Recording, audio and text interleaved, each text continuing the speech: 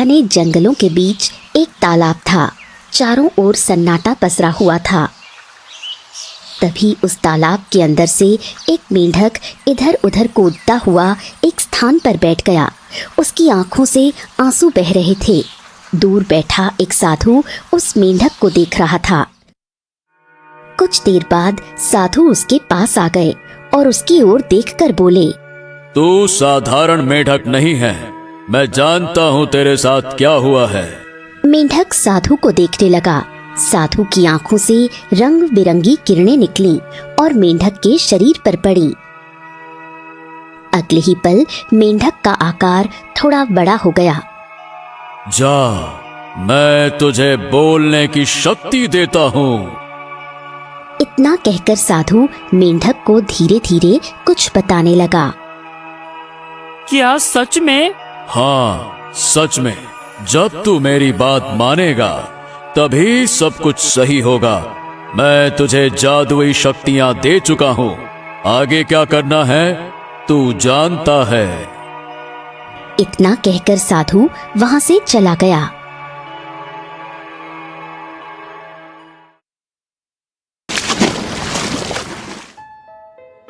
गांव के किनारे रामलाल नाम का एक मछुआरा अपनी पत्नी गौरी और पुत्र अर्जुन के साथ रहा करता था। एक सुबह वो जाल लेकर अपने घर से निकल रहा था। पिताजी, आप कहाँ जा रहे हैं? मछलियाँ पकड़ने जा रहा हूँ बेटा।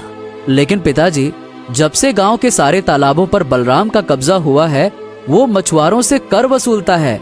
आपने कर नहीं चुकाया, वो आपको तालाब में मछली पकड़ने नहीं देगा।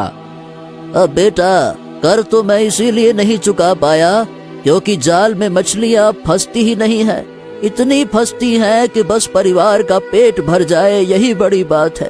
खैर बेटा, तू चिंता मत कर, मैं बलराम से बात कर लूंगा। इतना कहकर रामलाल तालाब की ओर चल पड़ा।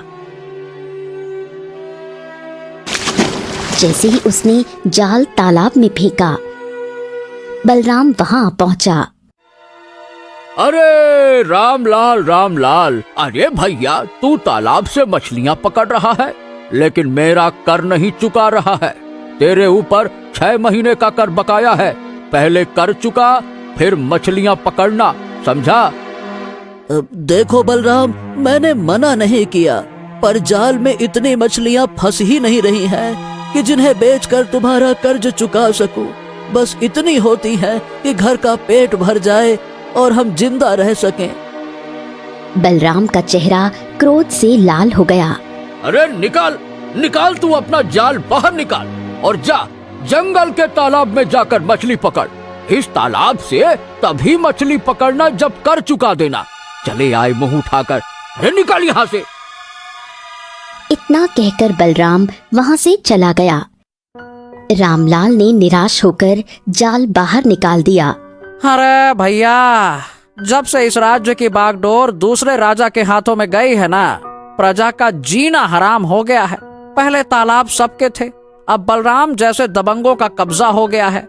राजा सब कुछ देखकर भी चुप हैं।